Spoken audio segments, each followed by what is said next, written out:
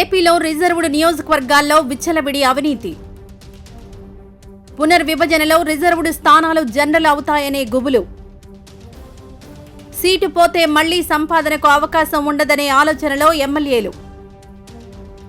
రాజాం, తాడికొండ, వేమూరు వంటి 15 స్థానాల్లో విపరీతమైన అవినీతి. ఆఖరి ఛాన్స్ పేరుతో 100 కోట్లు వెనకేస్తున్న సిట్టింగ్ ఎమ్మెల్యేలు. ఎమ్మెల్యేల అనుచరులు, ద్వితీయ శ్రేణి నేతల అడ్డగోలు దందాలు. ఇసుక, భూదందాల పేరిట దోచుకుంటున్న ఎమ్మెల్యేల అనుచరులు. అమలాపురం, రాజోలు, కొవ్వూరులో పరాకాష్ఠకు చేరిన పర్సంటేజీల వ్యవహారం. సింగనమల, మడకసిరలో ఎమ్మెల్యేల కన్నా ఎక్కువగా వారి పిఏల జోక్యం. సీఎం చంద్రబాబు హెచ్చరించిన క్షేత్రస్థాయిలో తగ్గని అవినీతి. ప్రభుత్వ ప్రతిష్టను గంగలో కలుపుతున్న 15 మంది ఎమ్మెల్యేల తీరు. కొందరు ఎమ్మెల్యేల గ్రాఫ్ దారుణంగా పడిపోయినట్లు ఐవీఆర్ఎస్ సర్వేల్లో వెల్లడి. సామాన్య ప్రజల్లో కూటమి ప్రభుత్వంపై పెరుగుతున్న తీవ్ర అసంతృప్తి. అవినీతి అధికారులతో ఎమ్మెల్యేల లోపాయికారి ఒప్పందాలు, అక్రమ వసూళ్లు.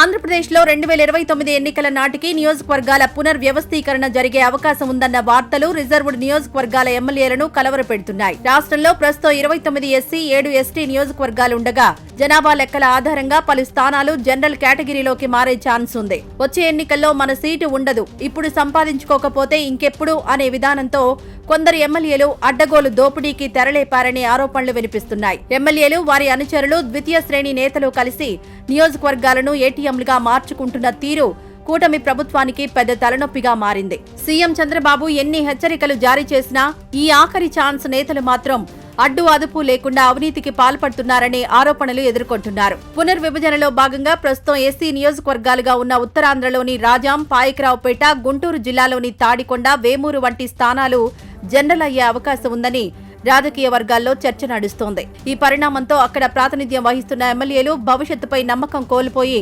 అధికారాన్ని అడ్డం పెట్టుకుని భారీగా వెనకేసుకుంటున్నారు. ప్రతి పనిలోనూ పర్సంటేజీలు ఆశిస్తూ కాంట్రాక్టర్ల నుండి వసూళ్లకు పాల్పడుతున్నారనే ఆరోపణలు వినిపిస్తున్నాయి. వీరిలో ఒక మంత్రి కూడా ఉన్నారట. మళ్లీ ఎమ్మెల్యే అయ్యే అవకాశం ఉండదు కదా అనే నెగిటివ్ ఆలోచననే ఈ దోపిడీకి మూల కారణంగా తెలుస్తోంది. గోదావరి జిల్లాలోని అమలాపురం, రాజోలు, గన్నవరం, కొవ్వూరు, గోపాలపురం వంటి నియోజకవర్గాల్లో ఎమ్మెల్యేల అనుచరుల హవా విపరీతంగా పెరిగింది. ముఖ్యంగా రాజోలు, గన్నవరంలో జనసేన, కొవ్వూరులో టీడీపీ ఎమ్మెల్యేల పేరు చెప్పుకుని ద్వితీయ శ్రేణి నేతలు ఇసుక దందాలు, భూ సెటిల్మెంట్లలో తలమునకలయ్యారు.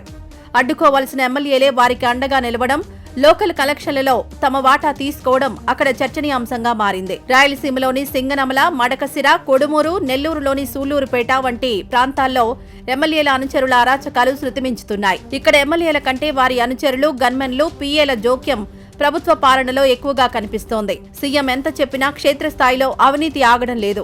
మాకు సీటు పోయినా మాకనవసరం, ఉన్నప్పుడే సర్దుకోవాలి అనే వీరి వైఖరి వల్ల సామాన్య ప్రజలు కూటమి ప్రభుత్వంపై విముఖత పెంచుకుంటున్నారు. అవినీతి ఆరోపణలు ఎదుర్కొంటున్న ఎమ్మెల్యేల జాబితా ముఖ్యమంత్రి చంద్రబాబు నాయుడు వద్ద సిద్ధంగా ఉంది.